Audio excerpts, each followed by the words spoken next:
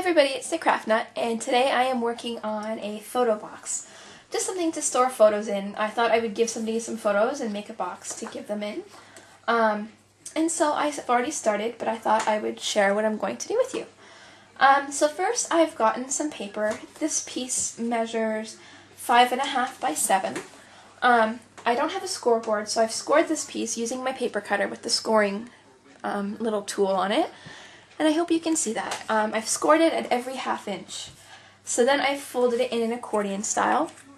And what I'm doing with these little pieces is creating a box. These are going to be the walls to my box. So I've already done this one, and I've glued it already, just for to save some time. And so what I'm going to do next is glue this next piece to create 3 walls of my box. And it just fits together just like that. It wedges in.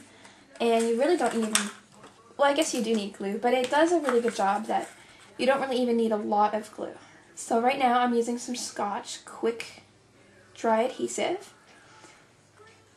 and I'm just putting a little dot on all of the pieces there. So I'm going to make sure I have a top piece. This top piece ends and this top piece ends, so I would like it to go together like that. And I'm just making a mess. I would like it to kind of wedge in together. So I have this front piece as my top piece on the other side, so I'm going to keep it the same on this side. And it just wedges in. I find for me it works better if I push it in and squeeze it rather to push it in. And for whatever reason, for me that just works best. After I have those pieces in, I take my glue again, and I just, the smallest little dab to close that top one. And there's not quite enough in there. So at that point I just kind of made sure that all of the pieces that I wanted glued were glued. And it's really nice because it dried really quickly. And you got a nice looking box. So next what I'm going to do, I'm going to put this aside and let it dry. I'm going to create a hard base for it. What I'm going to do, I have a piece of Bristol board. And lately I've just been using a lot of Bristol board instead of chipboard. Sometimes I'll layer it. I can't find where to buy the chipboard without ordering it online, so I don't always like doing that. So I've just been trying to do what I can. I can get this at the dollar store, 2 for $1, and they're huge pieces. So my husband has been picking these up for me, and it has been great. What I've done is just use my ATG gun. That's all I normally use for it. Sometimes I use 2 pieces or 3 pieces depending on how thick I want it. If I'm doing a cover or anything like that, but I don't have a cinch, so it depends on if I want to bind it. We have a business style binding machine for documents, so I've just been using that for projects that I want to do, and it's been working out well. One of the downfalls is that it doesn't do big, thick pieces. It's meant for documents and little pieces of cardboard. What I've done now is I've used my bone folder and scored the edges where I have it's going to wrap around. And then next I take my ATG gun again. Well, in between you saw me cutting. I cut out the corners. So then I take my ATG gun and I just run glue around all the edges.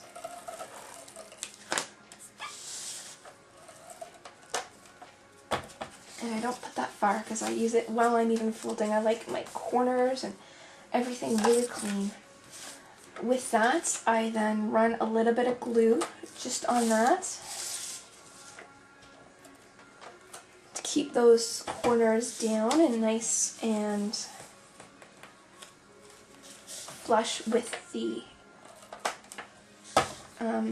Bristol board. And I guess it'll be handy when my kids are bigger and needing school project's done, we'll just have all this stuff in the house. Bristol board. I remember growing up, it was always such a pain trying to find it. It was nothing we really had in the house. So that's going to be the outside.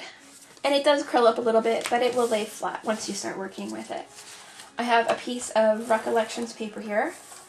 The pattern paper is Kane Company. And I'm making a liner for the inside of the box.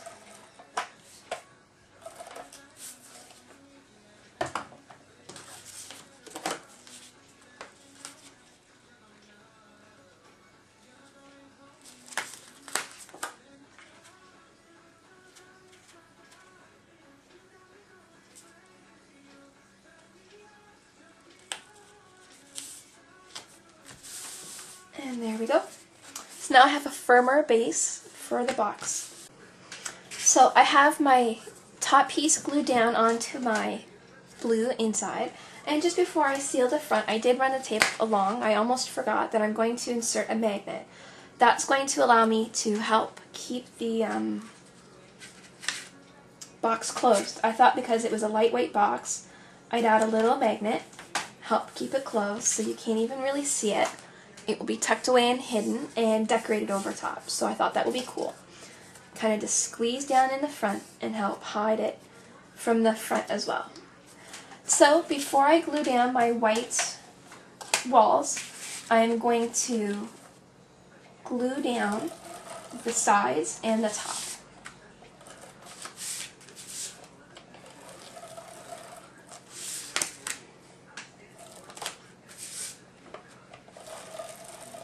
Kind of give it the extra row just for some security. It's going to hold it all together. Oh, and I didn't glue that down. That's not too good. So before I stick it down, I'll glue this down as well.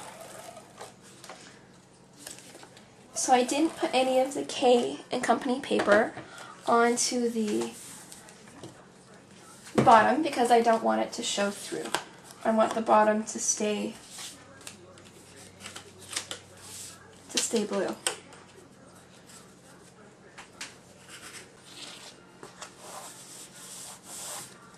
And then before I put the roll on, I've already pre-scored for the top, but I think I'll just go ahead and do it again.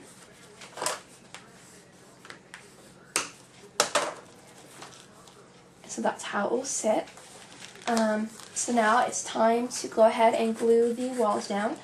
Again, I'm just going to use my ATG gun, and any little pieces like that that aren't just sitting nice and flush, I'm going to use my ATG gun before I glue it all down. And I find for using just the photos, my ATG gun is done really well, so I'm just going to keep using it and not really worry about it. Anything heavier.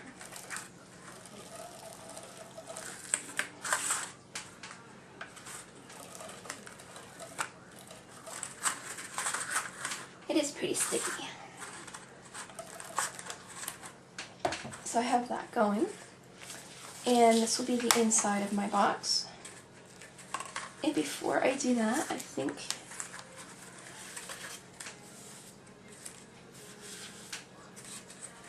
I'm going to line it up with the front of the blue.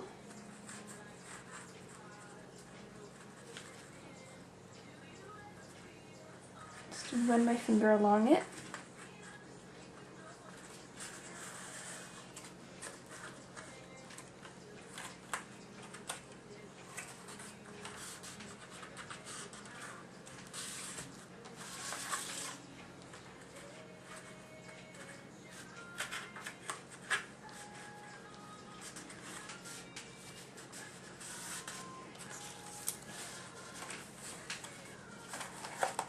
And so that's what my box will look like when it's finished. Just a couple more steps.